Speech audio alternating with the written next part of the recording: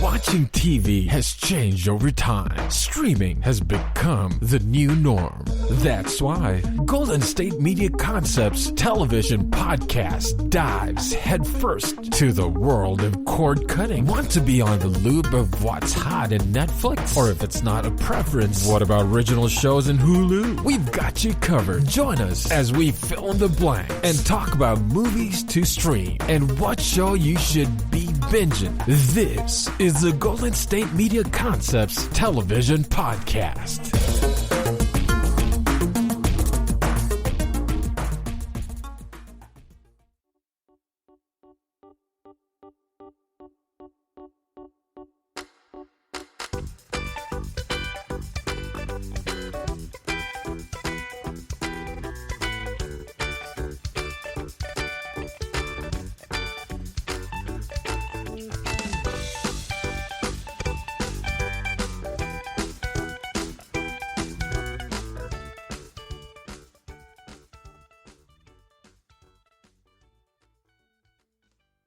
Thank you for tuning into the GSMC television podcast brought to you by the GSMC Podcast Network.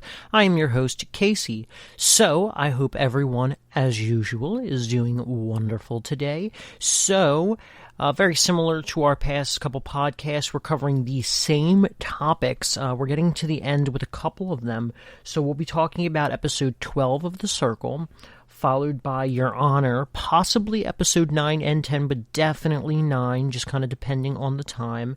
Then we'll be moving on over to Good Girl, season 4, episode 7.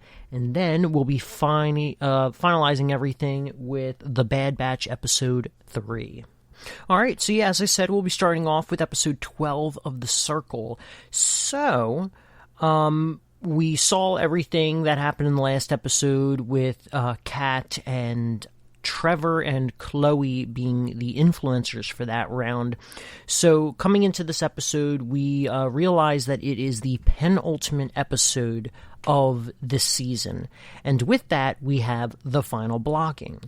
I said before I was kind of forgetting how the previous season went in terms of how they handled the finale.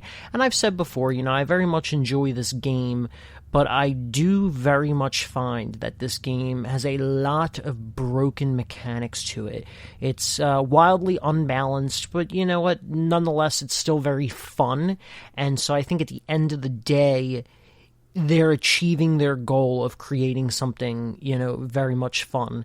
And with that, too, we've already seen from seasons 1 to season 2, we've already seen a big step up in terms of people's tactical and strategic games.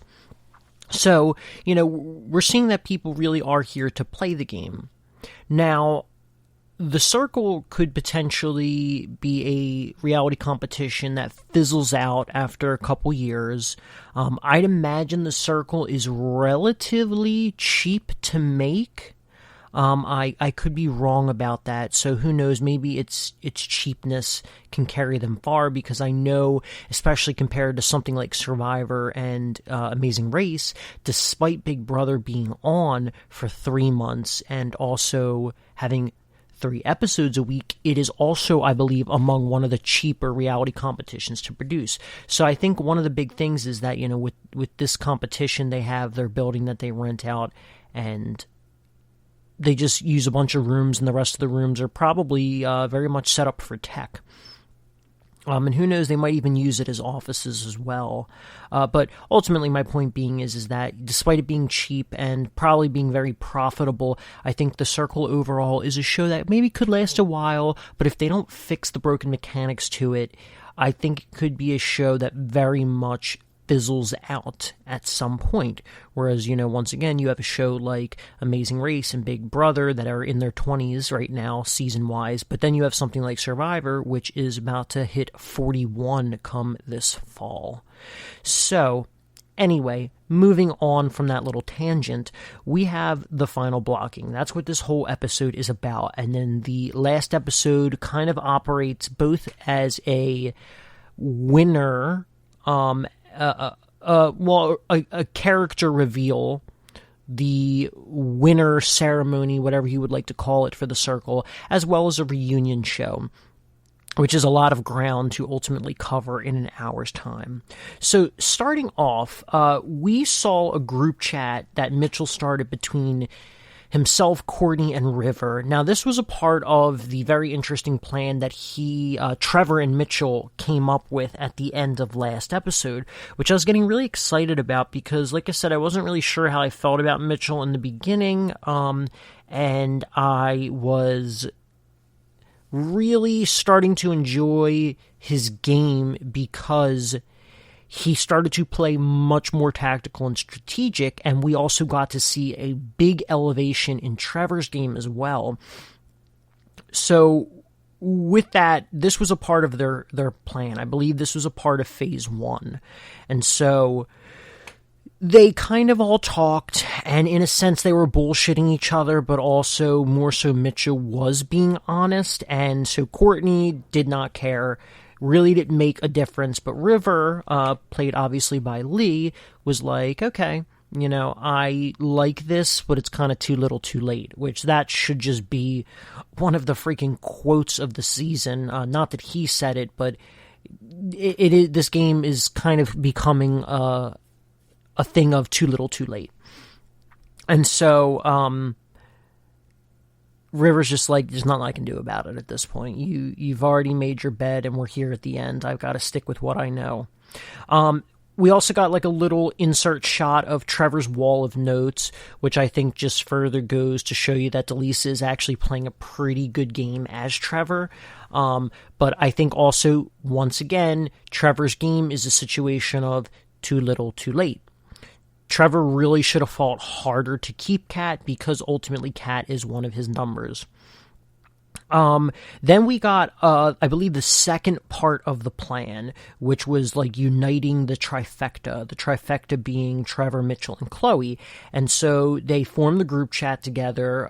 Mitchell started it just like he started the last one, and Chloe was really shocked by it to see, and they announced the Joker, and the Joker being Courtney, which all is Mitchell, and I really loved that. I once again think Mitchell is playing a pretty good game. But yeah, so that was a nice little edited moment, between that and the sound design of all that getting revealed to Chloe. And, she does her typical, overreaction about something, because I know she does it for, entertainment. But then after that moment was done, you did get a moment of, oh shit, I think they're right. Courtney very well might be the Joker, but even with Courtney being the Joker, I do trust in Courtney, and I trust in our alliance, but I also really do trust in this alliance too, so what do I do? And once again, it could be a situation of too little too late, and sometimes you just go with the devil you know versus the devil you don't. So then we moved on in the episode to the final pitches. Now, I don't like the final pitches. I think it's kind of stupid, and it's overall a waste of time. You got some very...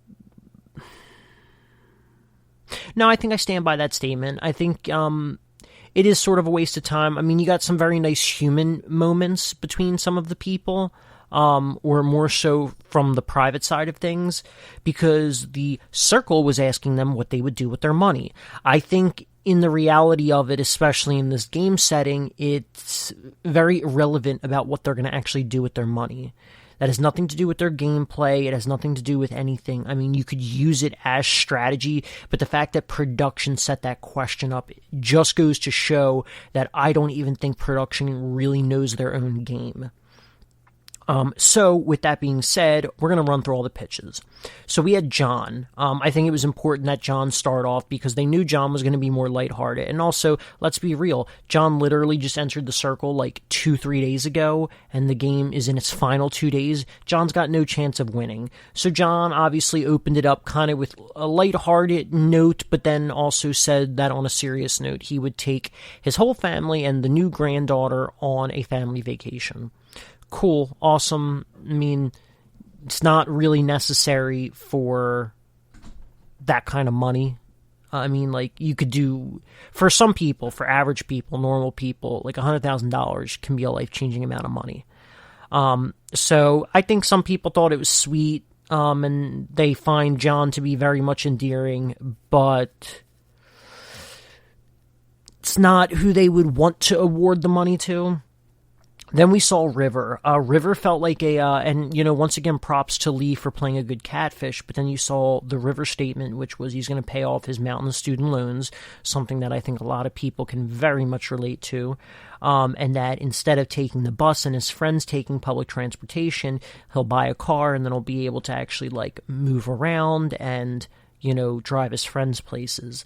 And people seem to be really hooked on that, and they thought that was very genuine from River and believable. And so props to Lee/River for doing that. Then you saw Chloe, and this is kind of the first time you get this sort of emotional moment during these whole interview, or these the questions or the final pitches. Chloe said she would help pay off family debts and, donating it to the addiction group that her father was a part of, which is a very human moment. And also, yet again, I think another thing that a lot of just very normal middle-class people can very much relate to, helping out family and paying off, the family's debts, which are probably, from my understanding, they were all due to the father and his addiction. But she still stands by her father, and she wants to help out in any way she can, which is very admirable. Then we saw Trevor, and Trevor also had yet another believable pitch, just like Rivers, which was slightly heart-tugging, but not as tugging as it was for Chloe, in which he wanted to buy a home for him and his daughter to actually call home instead of... I don't know if the backstory would be that they live in an apartment or they're home hopping, but yeah, it's kind of nice and sweet. Then we got to see Mitchell, and he talks about the charity started with his friends, and that he hopes to create something that'll, by investing in real estate, create sort of generational wealth for him and his family. But some people liked it, and some people didn't, and some people didn't buy it, most notably Chloe, which was very unfortunate, given that they kind of have a secondary alliance, or for Chloe, it's probably a secondary alliance. Then you have Courtney, who tugged probably the hardest at the heartstrings, in which he talked about his dad leaving him, but his stepdad, stuck with him and now has stage 3 kidney disease, and that he was going to help out with that, which was, really sweet. And you could definitely see from Delisa, who plays Trevor, that she felt bad about everything she was doing in the circle. And the thing is I get feeling bad, it's only human to feel bad, but I think ultimately you do need to realize that you are playing a game, and that you yourself are also competing for the money. I mean, you can always have these kind of arguments where there's always someone else in the world. There just always is someone else in the world who needs the money more than you, or more than them, or more than those people that need it more, So, but I think this also, once again, just points to the possibility of I do like Courtney now, but maybe it points to the fact that Courtney might win this game, which I'm really hoping is not the case, but I guess we will see. Then we got a nice segment with family videos, which reminds me of, very much what they do in Big Brother and also in Survivor with the family reunions and stuff like that. And it was kind of nice seeing people's families, and obviously with Mitchell, we got Ed and Tammy again, and then we got the grandma, who obviously we've never seen before. We had Chloe's family, which was kind of cool to see. Lisa's especially was very interesting. I guess her father is European. He's got a very thick accent. I never really thought about Lisa's backstory, because I think overall Lisa's not played that great of a game, although I've loved when her and Jack have come together to play the game. But I think overall, it's not something that they've spent time on, and so I think it just goes to show that even I hadn't thought about that, and so that just really puts you out for her to win it with Jack. You also then had the ratings, so they all got to rate people, and honestly, the ratings seemed very much all over the place. I think especially after the last episode with their whole award ceremonies that they did, that odds are, under normal rating circumstances, that, Mitchell was probably going to be at the bottom, and that you might get somewhere around a Trevor, Chloe, or maybe Jack as influencers, but the big twist was that there is now a secret super influencer, and that the person who gets the top rating will then in person go and choose who they want to block by themselves. Very interesting twist. I do actually like this. If it becomes a staple, I think it very much could. It might be a little overpowered, but I think, they can't move the secret super influencer to any other spot in the game. It needs to be part of getting into the final day of the circle. So the ratings were kind of all over the place. At one point we saw River was in the middle, and then we saw Mitchell was at the bottom, and then Courtney was at the bottom, and that Chloe had been in the top, and Trevor was somewhere also. Everyone was all over the place. You never really knew who was going to be where. And so I felt like before they revealed the secret super influencer that the two people that probably had no shot of being at the top were Mitchell and Courtney. I'm still 100% not sure on how the voting will go, for the winner, because I can't quite remember. But I don't want to search anything up because I don't want the spoilers for the finale, affecting me. I do not like spoilers. But at the end of the day, River ended up becoming the secret super influencer and blocking Mitchell. Now, if it is a thing of everyone votes, which is really what I think the first season was. Everyone votes their final rankings, and then the winner of the final rankings wins the game. That is a very, very much a broken system. I think everyone just needs to be a part of the jury. And the jury members need to assess who deserves to win. Because if you have a situation in which current players are rating the people that they like and this, that, and the other, people are going to get messy and chaotic and very tactical about everything, and they're going to tank people's ratings, and then essentially someone like John, for instance, who entered the circle literally within the final 4 days of the game before it ended, who in the reality of it really has no chance of winning a game coming into it that late. They could then potentially win due to everyone trying to tank all the more positive people. It ends up becoming a crapshoot on who the winner is. So, yeah, I guess on that note, just to finish it up, the circle needs a lot of work. It's very fun, it's entertaining, so I guess in a sense it did its job as a show, but if it wants to continue on, and it wants to continue on seriously, they need to figure out a way to rebalance the game and fix its game mechanics. Alright, so on that note, we're going to take a quick break, and when we come back, we'll be talking about Your Honor, Episode 9, and possibly 10. Want to know the latest and hottest music hitting the airwaves? Don't be left out. Listen to the Golden State Media Concepts Music Podcast. Keith keeps you on the loop with everything you need to know from pop, rock, hip-hop, and the top 40. And we'll throw in news of your favorite artists, concert and tour dates, and so much more. Listen no further, because this is the gold standard in music podcast.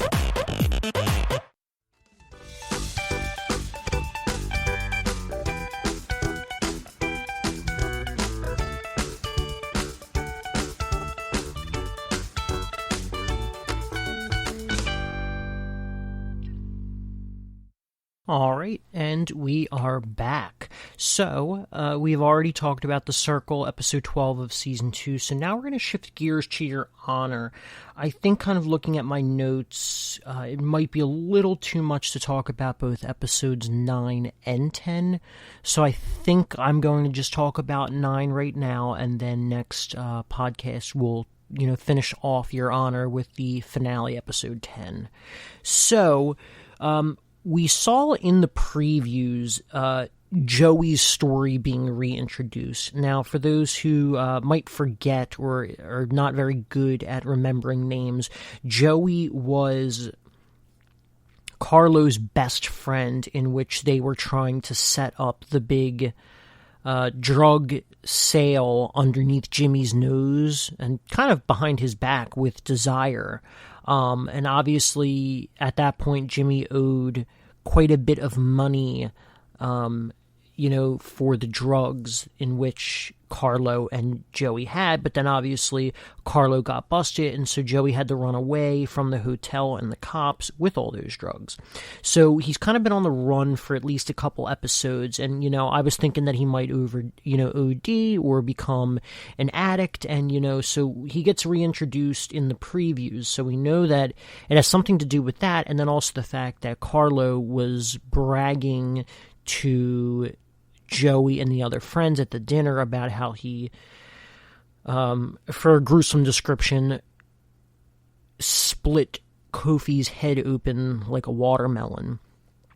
We also got something else in the previews that really confused me and my family when we were watching it, but there was a sequence that looked like it took place in the police station in which they go through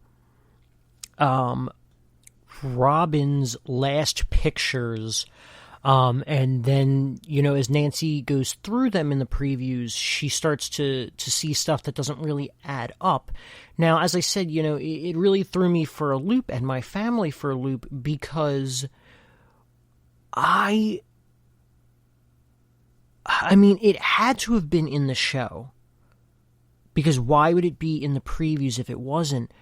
But I usually have really good memory, a really good memory for things like this. I do not remember that sequence whatsoever. Like, gone from my mind. And, we literally thought about it. I think we paused it right after the previously on segment, or the previews, whatever you want to call it. And we were like, did we miss an episode or something? And I was like, there's no way, because if we would have missed an episode, we would have been very lost moving into the next episode. I know I would have, especially. I would have noticed something. There's no way I skipped an episode. I do not remember that sequence at all. At all. Yeah. So anyway, that was the sort of previously on. So, the episode kind of starts off right with Joey being chased and, turning himself in. Now, once again, this was a situation in which I thought to myself, okay, Joey might OD originally when he was, when he got the fentanyl patch slapped on his arm, and then I was like, he's going to be on the run. So I was so confused about who was possibly chasing him, who was really trying to track him down as if they were trying to kill him. But it obviously gets revealed that it was the Baxter crime family. So that obviously, puts a pretty big roadblock in this show for Michael, because he obviously has, despite him only hooking back up with Carlo the past, which I think they do actually say in this episode, this whole, ever since his arrest to the trial, it's been 3 months, which still feels actually like it's going a little bit faster than I would have thought. But even so, he's only, hooked up with them for a little while, and, most of that time Carlo's just been back in custody from what I can tell, and he's been on the run. So, so it's posed a pretty big roadblock for the trial, and this could potentially be the nail in the coffin for Carlo, unless Michael has a plan, which obviously he always does. So he made sure that Joey got put into court custody instead of, regular police custody, because he knew that Nancy would probably be on the lookout to make sure that he, did not get killed or hurt by any other cops. So that means Michael's got to do something about it, because Michael's the only one that can do something about it.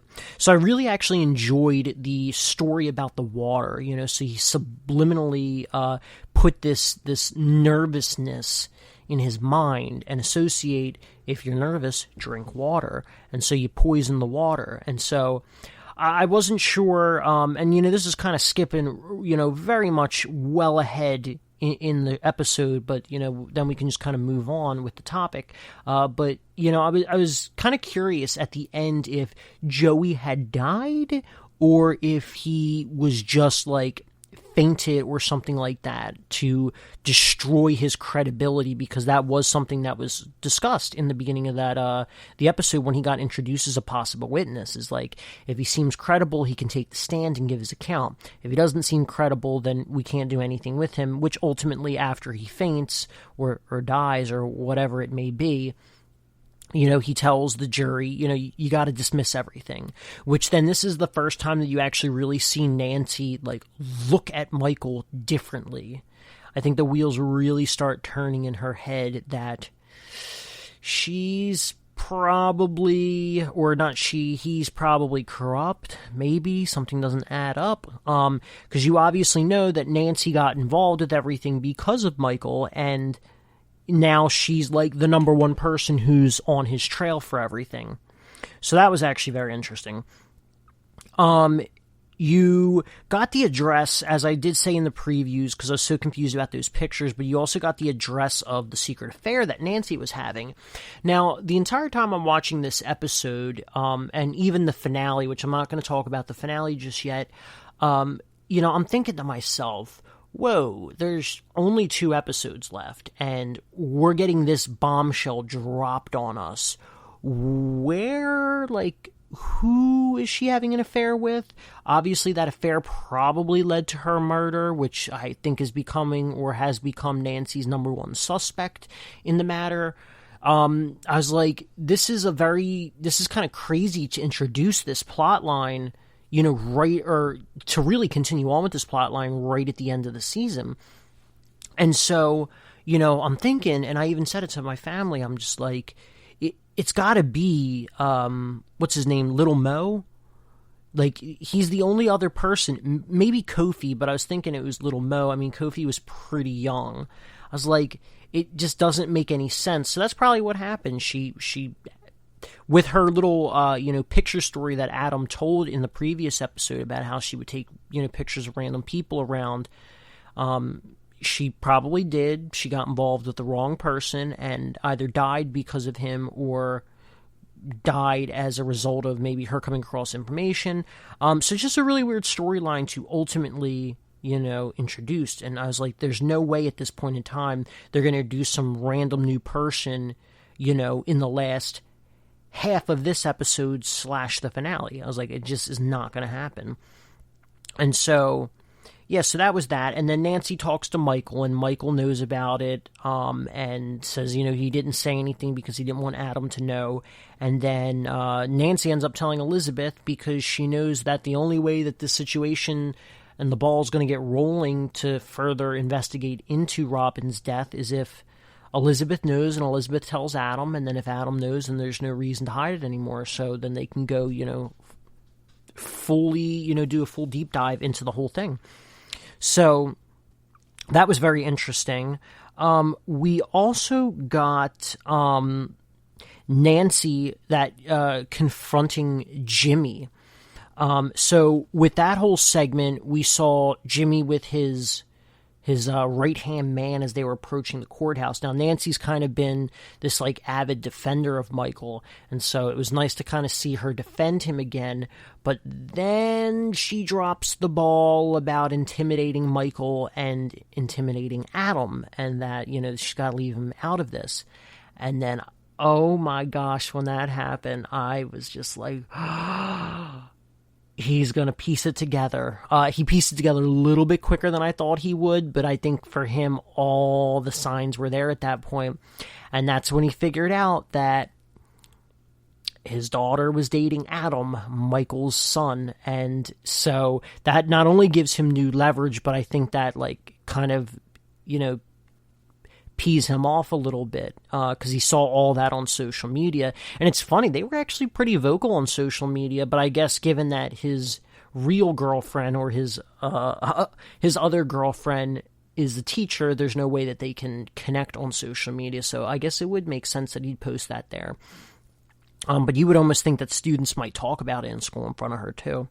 But anyway, so then that also leads to this other storyline that we've been getting with Fia about religion and belief in God and death and all this other stuff, where what's her name, Gina and Jimmy get the pastor or the priest to come into their home to talk to Fia about religion and, you know, God's love and all this other crap, and you know, not knocking religion or anything, but in the mind of Fia, that's what it is, especially with everything that she's been through, you know, and, you know, seeing the grim reality of the world and the area that they live in and how bad this area actually is. I mean, for me, I didn't actually realize until last year that I think it is Louisiana or New Orleans, and there's also, I think, a couple towns, but is like the murder capital of the United States. Like, I just feel like it's such a random, it almost feels very much random, and that could also be the fact that I just don't know a lot about New Orleans, because I would have always thought that it was Chicago, because I know Chicago is like number 2 in the country. That's a huge city, though. That makes a little bit more sense, but yeah, that was just crazy to learn that. But anyway, you know, going back to the whole point, you know, this conversation about God and stuff like that ends up leading to the parents asking if this is all to do, or pretty much them saying it has everything to do with Adam, and, you know, does she love him? And the mom can never accept anything. And so I was actually really hoping, especially with the whole introduction of the Joey situation in the beginning of this episode, that Joey might help take Gina down, because Gina has actually had more to do with the escalation in these matters than even Jimmy has, and Jimmy's the head of the crime syndicate. So I was kind of hoping that Gina would get taken down. I mean, I don't like any of them. Fia and Rocco were the only two that I did like, and I mean, Rocco we never got a chance to know. So, but yeah, anyway, that ultimately leads to her confession about his love. And, you know, at this time, they didn't announce the 3-month thing, so I'm thinking to myself, man, they haven't even really known each other that long. But really thinking about it, it had probably been 3 to 4 months that they had been dating and probably seeing each other like every single day. I mean, you can debate whether or not they were really in love, but they're also just high schoolers, so, you know, they probably feel very strongly about whatever it is they do feel. But yeah, also, as I did say last podcast too, with episode 8, it's very interesting that we've kind of had this absence of Adam's teacher, and so, yeah. So I wasn't sure, like, how she would come into play, and then obviously we did see her come back into play, but like, what has been going on the past 3 to 4 months that they haven't even been that close? Like, even if she's like madly in love with him and stuff like that, as she does claim, you know, she would have had to have noticed a huge difference in their relationship and the way that they don't see each other as much anymore.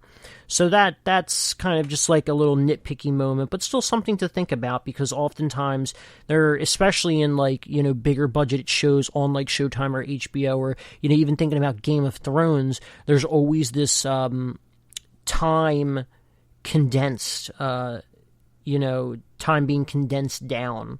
You know, I think about, in, once again, Game of Thrones, the very first episode, within the first 5 minutes to 10 minutes, there's like weeks that go by, and then from about 10 minutes to about 20 minutes into the episode, there's about a month of time that goes by.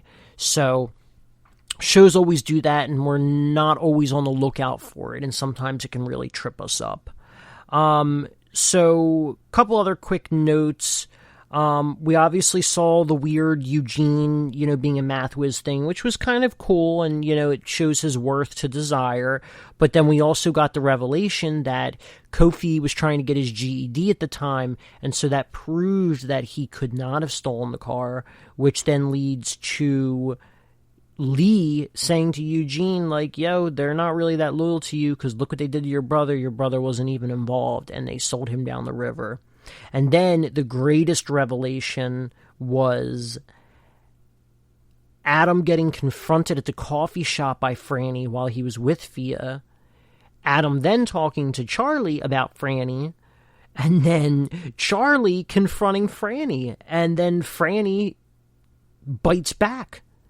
As if, she's like, I'm not afraid of you. Adam literally confessed about the death of Rocco, which was a huge moment. And that was like, oh, shit.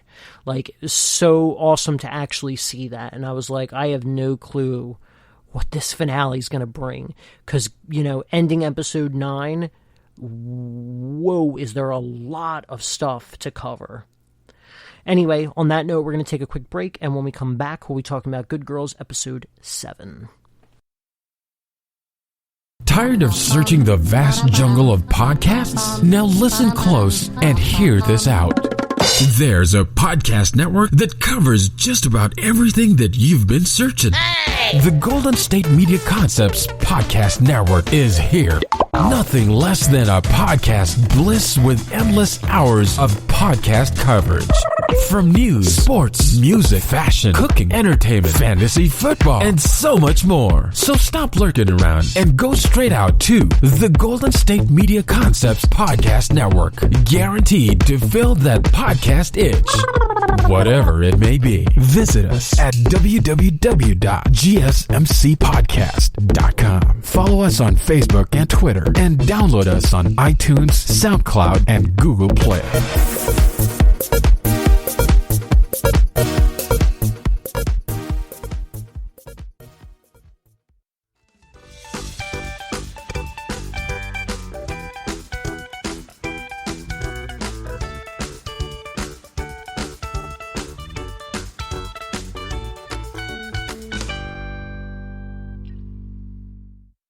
All right, and we're back.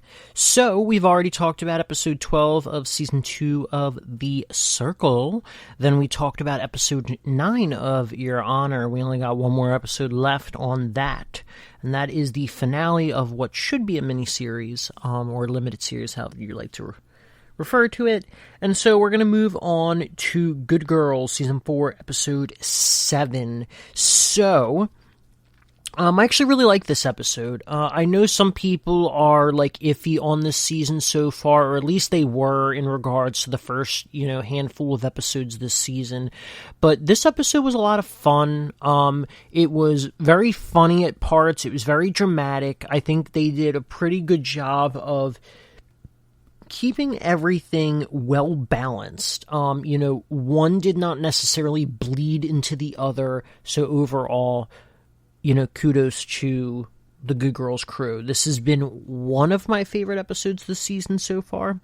So, within the last episode, we saw the whole family dinner, business dinner, however you would like to refer to it, in which Rio's boss is actually his grandmother, and the whole crew is actually the whole family. And so Rio is just one part of it. He just operates one section of the town or the county. They don't, really go into specifics about that. But anyway, my point being is that, last episode we had that, and we saw that Beth and him did something together, and she ditched the wire in the home, which is crazy because it's like, if you think about it, it's their home, and Beth got caught in the grandmom's room. So, what do you think is going to happen? Just something to think about. Just kind of stupid decisions. Anyway, moving on. So, we got the episode that opened up with Dave confronting the girls. The girls are all very much lost in what Dave is trying to communicate with them, which as he then ends up, I believe he literally says the word, one of you guys is screwing the target, and they're like, what? And Beth is like, no. And then so they kind of dance around the idea of like, well, she wasn't, having sex with him. What was happening? And, they go back and forth, and ultimately he, well, you saw the episode. I won't say it, on here. But anyway, so that kind of actually causes a little bit of an issue between the girls in the way that their secrets are, the way that they hold secrets, in the fact that they're also doing very dangerous crime together and they need to be kind of open with each other. Although I'm kind of on Beth's side about this. I don't think it's 100% necessary. Beth has obviously had more involvement than any of the other girls, and also Rio trusts her the most of the three girls. So we then got a scene with Stan and Ruby, in which they talk about how they're going to get rid of the designer purses, or more specifically, how they're going to sell them. So, Ruby's got a very interesting plan in which they're going to use this rich person's house by the school while they're out, because she knows one of the cleaning ladies, has access to it. And so that's where they're going to do it. And Stan's like, yo, you cannot get Beth involved. Beth is very much about herself. She's very much this, she's very much that. And the entire time Ruby's like, I know, I agree, I know, we're not going to do it, I know, blah, blah, blah. You almost think that it might actually happen, in which, Beth does get involved, but as we did see later in the episode, which we'll get into, more shortly, Beth didn't actually get involved at all. But that is definitely, as I've said plenty of times, Beth does tend to screw things up. Not necessarily the plans itself, but she screws them all over by getting them further involved in this life of crime. But, I think if things ended up different, they would just be in financial mess. They'd be in financial ruin, which is kind of already in to an extent. So I think maybe the girls would end up having to find something, or, in a very unfortunate twist of events, Ruby, her kid might have died from her kidney issues. I think Annie would have been fine all in all. And to an extent, I think Beth would have been fine all in all. Annie's kind of always, lived paycheck to paycheck. And, yeah, it's probably no, it definitely is, in a sense, a much crappier life when you're struggling like that versus when you have, like, an insane amount of wealth that you've never had before. Which, I say it once again, what the heck has Annie been blowing her money on this whole time? Because her bills should be way less than the other girls. Beth lives in very much an upper middle class house. Ruby has got insane medical bills for her daughter on top of just their normal, bills. So, like, what is Annie doing with her money? Something to think about. Anyway, moving on, then we got this other storyline with Annie and Greg, in which they go for coffee, which, indicates a serious conversation, and then you see, Greg being like, all right, you're right, the school's crappy, they do this, they do that, and they're just these spoiled rich people, and I don't want Ben growing up thinking that's the way of the world, and this is how birthday parties are, with Taylor Swift singing whole albums and eating cake with you. And then he pushes it off on Annie to make Annie seem like the bad guy. And Annie is not only repairing herself as a person, which, as I've said, I'm really very much enjoying, but also Annie is in the midst of repairing her relationship with Ben as well. Not that it's broken, but Ben's just used to Annie in a very specific way for so many years, so he knows what to expect. So I think, Ben's in the process of being a little bit more hopeful for Annie. So, of course, Greg's got to throw a wrench into the plan, because as Annie figures out one thing in her life, something else pops up to make everything more difficult. We then got, Beth getting ready for something, and then Dean being kind of nosy about it. And I knew that, Beth was going to play it off, as a joke, as if there was something super secret, because obviously also at the end of last episode, we got Beth telling Dean about the whole operation, the feds and everything. And so I think for Dean, given that he's stuck in the house all the time, because he only has a 3-block radius, what the heck are you going to do in 3 blocks, even if you're riding a bike? For him, this is exciting. This is entertainment. It's drama. So then we saw, Beth go to the bar in which Rio is there, and he throws Grisham down and said, Grandma was wondering or was upset that we missed dessert, but she likes you. Now, this is something that I've always been confused about. We clearly know that Rio is a very perceptive individual. We also know he's a very smart individual. But we have a lot of moments where Beth plays her, or the actress who plays Beth, plays her character in a way that makes her easily readable as nervous, which is very possible that the character would actually be very nervous. But given who Beth is, you would have thought that she would have developed a little bit better of a poker face at this point in time. So the question is this an actor's choice? Is this something that the actress believes Beth would do? Or is this from a writing and directing standpoint in which they want us to be as nervous as possible, but then always lead us? And this happens time and time again in episode after episode after episode. It's literally been happening since season 1. But as we've also known since season 1, Rio is much smarter than I think Beth, Ruby, and Annie give him credit for. They know he's smart, but come on, you left a wire in his grandmom's house, who you now know is the head of everything, or maybe that was a misdirection, but I don't really think so. He caught her. He caught her pretty easily about the whole thing. She should have known and played that off much better, but once again, he knew, and when he knows, he knows. So anyway, he says that, they need to move some money around and that the girls can't do it because of the heat and he can't do it because of the heat. So they're going to need to bring in another mom. And so obviously, Beth can't just bring in some random soccer mom to do this and, introduce into a life of crime. I think even Rio knows that it's a pretty unreasonable request. So they get Phoebe, which I think is what this storyline has been building to, in which Phoebe kind of, despite her being on one side of the law, I think she really likes these girls, both on a very personal level, but also I think she even likes the fun of the situation in, them getting to, be in a life of crime and this exhilarating thing. So, you have this whole montage in which they train her to be a mom, even though she's clearly not a mom. Now, the girl who plays Phoebe is Lauren Lapkus.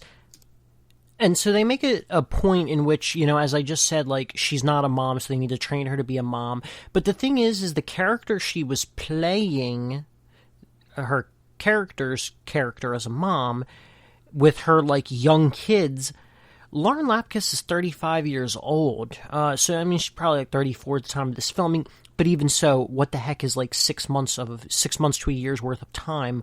I could believe that she is married and has a couple of kids. You might tweak a thing or two on the outside, but I don't think, and it depends on your wealth and, your position and even who you are just as a person, regardless of wealth.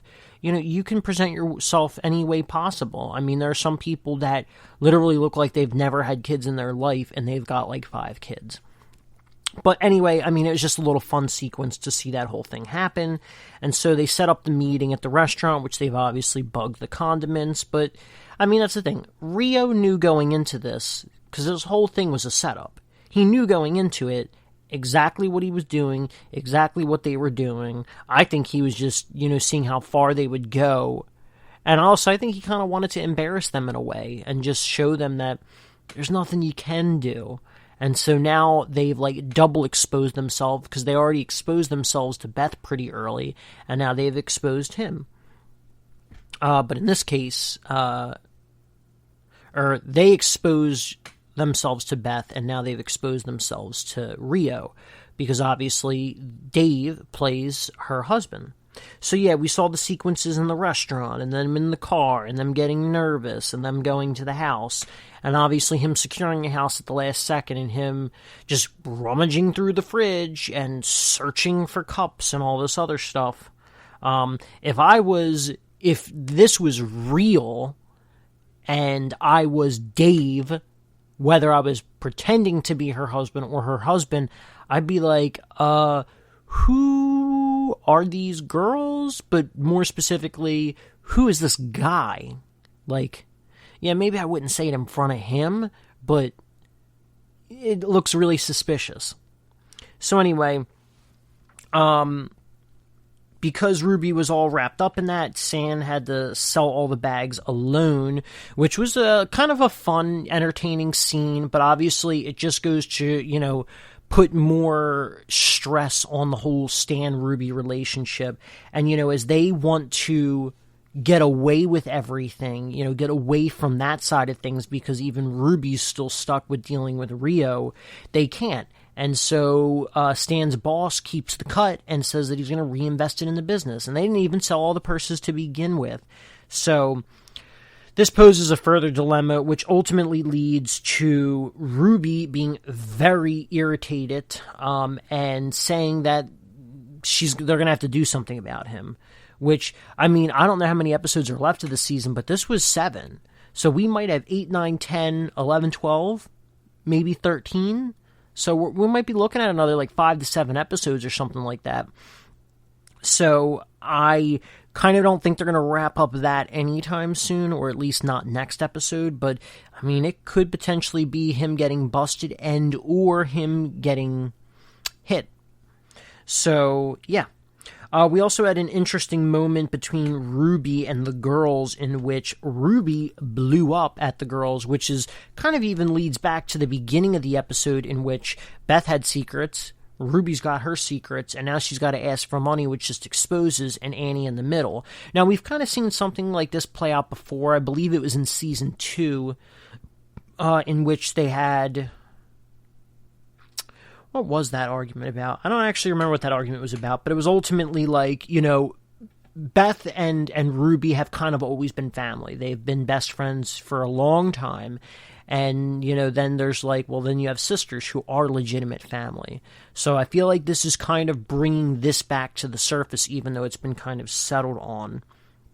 So then the episode kind of ends out with everything at the bank. Rio hiding his gun in a really cool little stereo gun safe thing in the car so no one could actually pin anything to him, which you would think they would just keep the gun in there to begin with. Why keep it in the glove compartment where anyone could break into your car, or if you get caught spur of the moment, you can't really hide the gun, so it should have been in there to begin with. But... he confronts her and she doesn't crack immediately, but then she does crack. Which I feel like at this point in time, under normal circumstances in any other reality, they'd be done with her. They'd kill her at the first chance or do something to her family.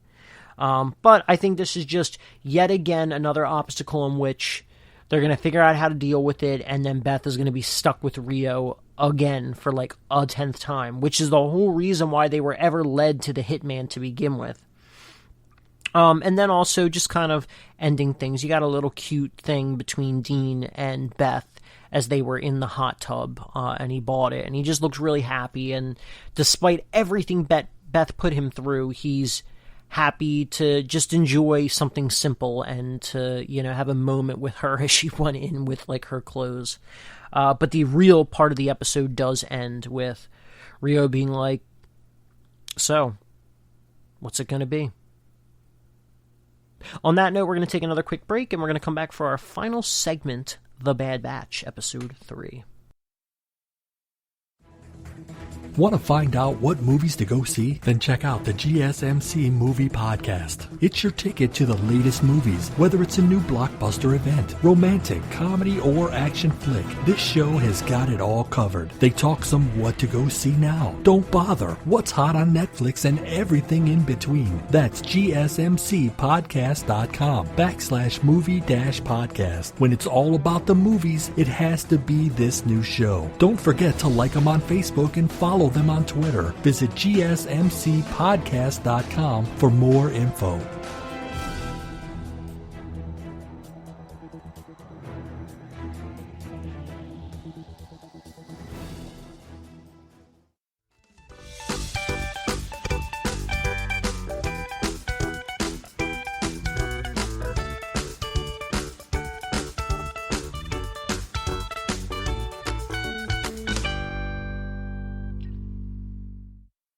All right, and we are back. So we've already talked about Season 2, Episode 12 of The Circle. We've talked about Episode 9 of Your Honor. We've talked about Episode 7 of Season 4 of Good Girls. And now we are taking it to The Bad Batch, Star Wars' newest animated television show. And this is Episode 3.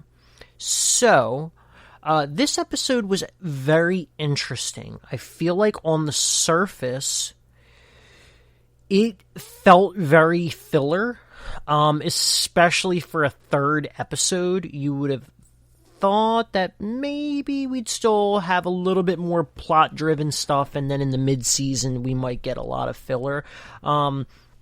So I feel like we have the A story and the B story in this episode. So the A story itself was about the Bad Batch, the main crew in the Bad Batch, which as of now is just 4 of the members, one of which was not the original member, being Echo, and now we also have Omega, who's a part of the crew. Then on the B story, we have Crosshair, who was one of the original 4 members. So there were some very interesting juxtapositions in this episode, and a lot of little Easter eggs in this episode as well. So first off, let's talk about the juxtapositions. So we have obviously 2 different stories about 2 different characters, and the stories itself, one feels more lighthearted, one feels more dramatic. And then even with that, you also have the character relationships. You have the character relationships of Hunter and Omega, which is becoming very, father-daughter-esque, and once again, is something that's handled a little bit more gently, although they're still in a life or death situation, which we obviously know is not that severe. And then on the other side of things, we have the Crosshair storyline, which is, once again, it's more dramatic, it's more serious, it's more cutthroat. And it's about him and him being the leader with the new recruits. So, let's talk about the A story first, which is about the Bad Batch. So, we see that the Bad Batch took a little bit of damage during their escape from Seleucamai. And, they think everything's going to be fine, or generally speaking, it seems like all the core systems are still intact and running, fine. And so then right after they say that, which is obviously all done for comedic and dramatic effect, they come out of their hyper travel? I actually don't know what the official word would be. I mean, it's a hyperdrive that takes them. But anyway, they come out of hyperspace. They come out of hyperspace and they crash land on a desolate moon. I'm gonna guess it's probably Ordo. Maybe, I don't know. We do know that one of the animals, the Ordo dragon, moon dragon, is on that moon that they crashed on. So they're obviously stuck there. They obviously have to repair the ship, and they have just one extra thing of supplies that'll take them, or that they need. But of course, the Ordo Dragon steals it as he feeds off of raw energy, and so they're stuck there, and they have something to do. So we have, on one side of things, Echo and Tech, who are kind of the more smart, techie type people that are fixing the ship. We have Hunter, who needs to track the creature down and retrieve the battery. Wrecker, who for some reason stays behind. I think he's just a little bit too big and hulking to, help track the animal. But somehow Omega convinces Hunter to let her come with him. Which obviously, the whole point of this, while it does feel still filler-esque, is for her to prove her worth. And I guess the biggest thing you could say is there is something about her which we still don't know yet.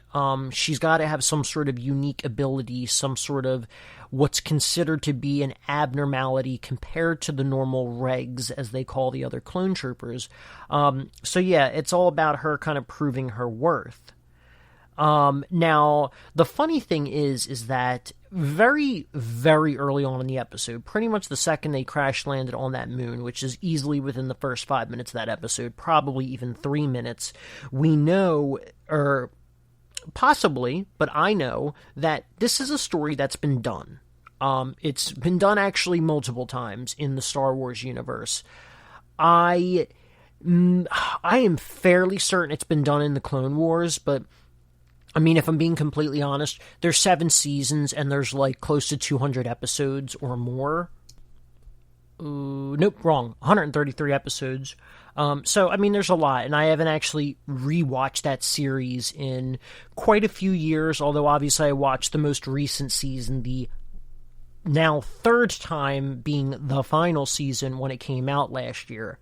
So, anyway, just kind of a lot to cover in that regard, but I'm fairly certain the storyline was done in that. I know the storyline was done in Rebels because we got to see, oh goodness, I don't remember the character's name. He was one of the original villains in the early seasons, and then he ends up becoming Fulcrum he becomes the new Fulcrum halfway through the series after Ahsoka disappears. So we saw that storyline where I believe he and Zeb, I think it was Zeb, it could have been Kanan, but I think it was Zeb, they crash land on a moon, and then they have to kind of stick together for survival. Then you also had, even very recently to add, in season 2 of The Mandalorian, you had the Mando, Grogu, and the Frog Lady also crash on a, desolate moon in which there is, and Rebels did the same thing too, there's a creature that could potentially kill them, and they need to repair their ship, and all this other stuff. And then, if you really take it back, you have Star Wars The Empire Strikes Back, Episode 5, in which, granted, they did not get stranded there due to an issue. They did it to hide, but they went on an asteroid, and they hit an asteroid, and then there was a creature that was hunting them, and also the little bird creatures that were damaging their ship. So, it's a storyline that's been kind of done over and over and over again in Star Wars. But I guess given that it's the 3rd episode, it's filler-esque, and it's only half of the episode, even though it is the A story, whatever, we'll forgive it. It's still very early on.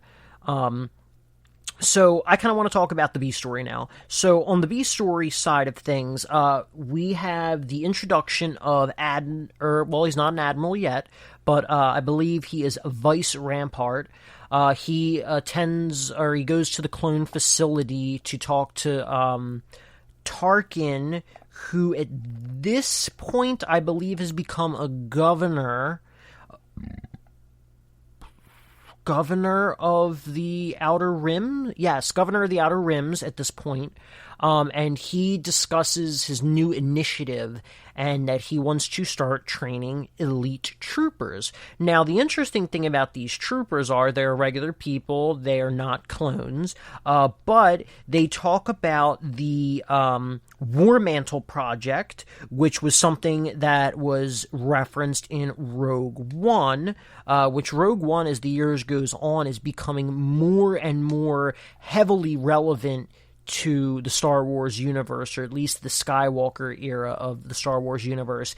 And in addition to that, Rampart's squad that he wants to produce is actually a precursor to the Death Troopers, which are also in Star Wars Rogue One. So very big links to the Star Wars movies and just the universe as a whole.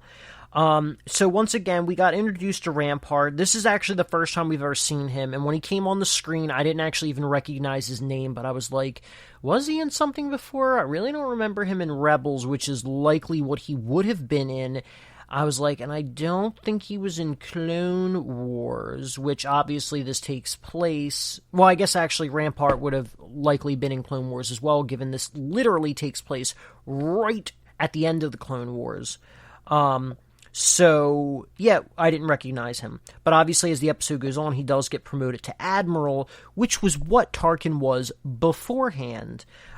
Which also is a very interesting little journey. Just to make a quick note of it, I don't want to spend too much time on it, but Tarkin went from being...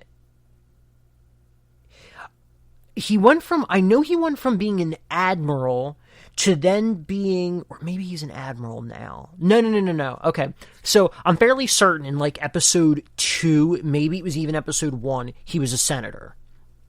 I'm 99% sure he was a senator because he's at the Senate meeting. You literally see a hologram of him, because I think at the time it had to have been episode 2, because at the time the actor who played Tarkin had died in real life. He was already really old at the start of episode 4. So I'm fairly certain he was a senator, and then Tarkin was definitely an admiral. I think as of the start of the Galactic Empire, he ended up getting promoted to governor of the Outer Rims, and then as things went on, he became Grand Moff Tarkin, and he became in charge of the Death Star, which was obviously a huge deal. And with him being in charge of the Death Star and his position in the government, being among one of Palpatine's most trusted allies, I believe power-wise, he even superseded Darth Vader. I'm like 99% certain of that. Anyway, so between Rampart and Tarkin, they decide that these new troopers, I believe there are 4 of them, there might be 3 of them, but I think there are 4 of them, they decide that Crosshair will be the leader. He, follows orders. He is shown that he is better than any other single trooper. And we already know that the Bad Batch, the crew of 4, and then later 5 when Echo joined, were already more useful than 100 regular clone troopers, which is making a pretty bold statement. So with Crosshair, someone who does follow orders very strictly and knows what to do, and obviously is a very good marksman, he would, for the Galactic Empire, be a very good candidate to lead the troop. Although he's never been a leader, I think he's definitely obviously been the model soldier. But, for a kid's show, we've seen the B story gets very ruthless because they're told that they have got to finish the mission that the Bad Batch didn't finish before, which was getting rid of the insurgents. Now, the key target being Saul Guerrero, who we obviously know is still alive and is obviously not going to die at the hands of the Bad Batch because he dies in Rogue One. Yet again, another connection in which Rogue One is a very important story. Saul Guerrero is not there. So they take out all the troopers, all the other, resistant insurgents, whatever you want to call them. And then they get down to the civilians, and Crosshair starts to murder. He murders the one guy, and, the other trooper, who is a regular human being, not a clone trooper, he's already been very resistant against the clone troopers. He clearly has something against the clone troopers, and I think it might in one way have to do with, job security, in which the clone troopers there were millions of them, and they're the ones that made up the army. There weren't a lot of regular people, and most of the regular people that were in the army were Jedis that ended up becoming generals, as obviously they proved very invaluable in the war. So he's always had this resistance against clones, it seems like. He does not like Crosshair, and despite Crosshair being his superior, he lets him know, which ultimately, when Crosshair says that they're going to kill the rest of the civilians, he resists, and then it causes Crosshair to kill him. Which was a pretty dark turn of events. So you had civilians killed, you had this guy who is kind of bad in a sense, but also isn't bad because he didn't kill civilians, he died, which then forces the other people to have to follow suit and follow orders and kill the rest of the civilians. So very dark storyline overall. And obviously, going back to the A story to finish that up, they end up getting the piece back from the Ordo Moondragon, and they leave. But it was a cute little thing. As I've said before, there's a much more lighthearted relationship between Wrecker and Omega, and you get to see that with Wrecker having a very thoughtful idea in giving Omega a room of her own. And we're assuming that the ship probably only had 4 bedrooms to begin with Crosshair out of the picture, that extra room went to Echo, who was the newest member of the Bad Batch. So, yeah, you got a lot of little things like that. And I actually, overall, I liked the episode upon reflecting on it. Initially, I was a little bit more skeptical, just kind of due to the fact that it did feel very much like a filler episode. Also, another couple little notes to think about. The bolts have now changed from the blue bolts to the red bolts, something I actually didn't notice, but someone pointed out online. And then we also got another juxtaposition, but the ship's home versus the clone home. This was also something else that someone brought up that I myself did not notice, or necessarily not notice, but didn't think about. And you have the janky old ship and the old crew, and then you had old home but new crew in the clone facility. So I actually really liked that. Plus the clone facility, while it's an old home, it still feels very much new. And I think, at some point Crosshair will very much change his stance on everything, especially if he can get the inhibitor chip out of his head. Because you can tell in this episode, from both sides, Crosshair and the regular Bad Batch, they do miss Crosshair. And Crosshair, I think, misses them. Alright, so on that note, we are finished. So thank you for tuning in to the GSMC television podcast brought to you by the GSMC Podcast Network. I'd like that you please remember to subscribe to the show and write a nice little review because it really helps us out. And if you could also follow us on Facebook, Twitter, and Instagram, it would be greatly appreciated. Thank you all so much for your time and have a wonderful, wonderful day. You've been listening to the Golden State Media Concepts Television Podcast, part of the Golden State Media Concepts Podcast Network. You can find this show and others like it at www.gsmcpodcast.com. Download our podcast on iTunes, Stitcher, SoundCloud, and Google Play. Just type in GSMC to find all the shows from the Golden State Media Concepts Podcast Network, from movies to music, from sports to entertainment, and even weird news. You can also follow us on Twitter and on Facebook. Thank you, and we hope you have enjoyed today's program.